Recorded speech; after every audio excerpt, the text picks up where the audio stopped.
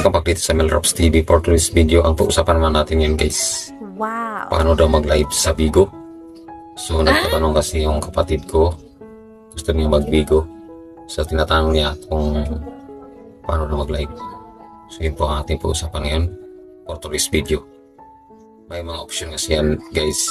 Wow. May single, may multi. Yun, malalaman niyo yan guys sa video na to. So let's go! Punta tayo sa ating Bigo apps. Ayan. At pindutin natin yung parang button. Iklikin natin yung live na nasa gitna. Ayan.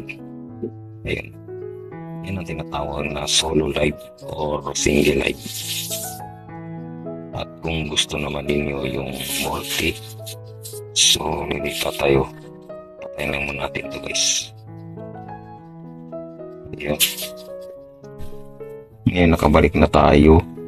So ngayon hanapin natin dito ang multi. Wow. Ayan, i-click natin multi. Ayan. So yan ang tinatawag na multi. Yan, may mga slot 1, 2, 3. So pwedeng umakyat yung mga tao dyan guys na gustong umakyat sa live mo. Ayan. So patayin na natin. Yung pangatlo, yung tinatawag na audio. Wow. Multi pa rin siya pero audio. So pinutin na natin yung audio live. Ayun, yan. Yung tinatawag na audio live. Wala siyang mukha, puro ano yan siya guys. Maramihan din siya. Audio lang ang maririnig natin dyan. At ito namang isa yung pang gaming.